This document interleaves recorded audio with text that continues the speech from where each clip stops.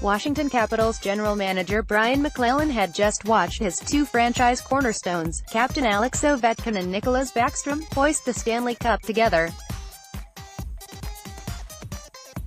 He was happy for his players and filled with a sense of validation after a season most doubted would finish successfully.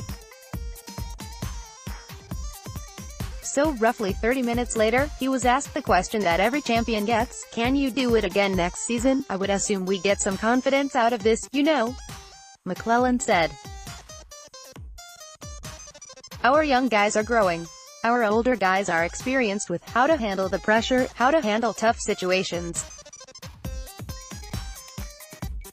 I see no reason why we can't keep it going." Washington Capitals captain Alex Ovechkin lifts the Stanley Cup during Tuesday's victory celebration, with the U.S. Capital in the background. Jacqueline Martin, The Associated Press. The Capitals' window for a championship with this superstar core appeared to be shrinking going into the year, some questioning whether the roster was even good enough to make the postseason. Read more. Washington Capitals defeat Vegas Golden Knights for first Stanley Cup in franchise history. Article continued below. Fans line the Caps parade route ahead of Stanley Cup celebration. Opinion: Arthur Ovechkin finally lifts the Stanley Cup. And the asterisk, but now that the team is celebrating its first Stanley Cup, the challenge will be in keeping this improbable group together for a potential repeat. In the afterglow of victory, Washington will have to address the future of its coach as well as several pending unrestricted free agents under salary cap constraints. This season was the last of Barry Trotz's four-year deal, and when he didn't get an extension before the season, both Trotz and Washington's front office agreed to wait until after the season to address his future. His regular season resume includes 2 President's trophies and 3 division titles.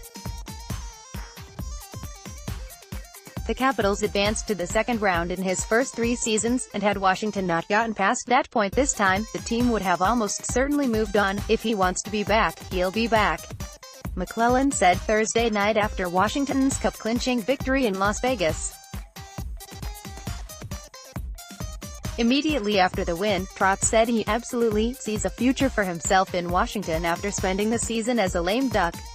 But he also has options. The New York Islanders have a head coaching vacancy that could appeal to Trotz, or perhaps at age 55, he simply wants to step away. If Trotz did decide to walk, the job would almost certainly go to associate coach Todd Reirden. When the team visited Nationals Park on Saturday with the Stanley Cup, Trotz said he has yet to enter into contract talks with the organizations because, like his players, he's been too busy celebrating. "I'm not in any state to talk," Trotz said. "I always talked about having really good clarity in Tom and all that. I don't have a lot of clarity right now. That's self-inflicted." Article continued. Bell of inexperience was considered this team's greatest flaw going into the season, but the development of its youth could result in an even better position next year. Rookies Jakub Vrana, Chandler Stevenson and Christian Djoos all played the majority of the postseason and are expected to improve in sophomore campaigns. Center Yevgeny Kuznetsov solidified his emergence as a member of the Capitals superstar core with 32 points in 24 playoff games, making him the league's top postseason scorer. After not picking until the 4th round of the draft a year ago, the Capitals have a pick in each of the first 3 rounds this year. "I think our young guys, they're still improving," McClellan said before the Stanley Cup final. "We have Vrana, 23-year-old Andrei Burakovsky's still improving, Stevenson's improving, 24-year-old Tom Wilson's improving. I look at our group this year and I think we play a little bit of a different style. It's a faster style, we're a younger team. We play a little more north-south than east-west, and the structure of the team defensive structure, is better than it's ever been, too. I think as these guys keep improving, I think it should be good for our core guys, for Ovi, Backstrom, TJ Oshie. They're going to be good complements because of the style they play. Washington's top free agent priority will be John Carlson, who is expected to receive a significant pay bump after a career season with 15 goals and 53 assists, leading all NHL defensemen in scoring.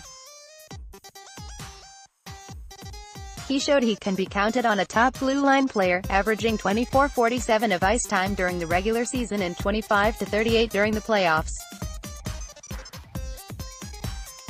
He's been on a cap-friendly contract with an average annual value of roughly $4 million US the past 6 seasons, and some project that his next deal will pay twice that much, even if Washington gives him a maximum term of 8 years. McClellan said the Capitals are going to do our best with John. It depends on how much money he wants, McClellan said before the postseason. It's going to be a trade-off on, do we want to create some space, or what the salary level we're willing to go to and he's willing to accept. When we sat down and chatted, he basically said, look, we really would like to keep John. Rick Curran, Carlson's agent, recently said of his conversation with McClellan during the season. I assured him that John's preference would be to stay in Washington. We both recognized that neither one of us were really in a position to say much more about it, because Washington doesn't have any cap space at the moment. Even with the salary cap expected to rise to $80 million US next season, it could be a tight squeeze for the Capitals. Wilson is a restricted free agent, and after his career season, 14 goals and 21 assists while playing mostly on a top line with Ovechkin, he's earned a raise from his last 2-year, $4 million bridge deal. Before the playoffs started, McClellan said re-signing defenseman Michal Kempny, a rental trade deadline addition, was a consideration after how well he fit into the Capitals' top 4 core beside Carlson. Forward Devante Smith-Pelly, who scored 7 playoff goals, is a restricted free agent, and his postseason was so impressive that it's unclear if Washington will now be able to afford to keep him. Fourth-line center Jay Beagle is an unrestricted free agent, and with the expected constraints, it's likely the Capitals will choose to replace the 32-year-old with less expensive options such as Stevenson or Travis Boyd. Beagle is one of the longest tenured members of the team, making his NHL debut with the franchise a decade ago. One way the Capitals could clear some cap room is by trading backup goaltender Philip Grubauer. Washington signed vaunted goaltending prospect Ilya Samsonov to an entry-level deal in May, so the 2015 first-round pick is expected to play his first season in North America next season.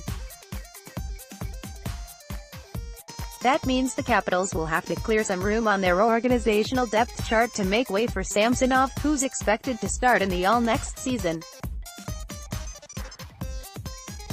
Grubauer played a career-high 35 NHL games this season, splitting time with Braden Holtby for the last month of the season, when Holtby temporarily lost his top job.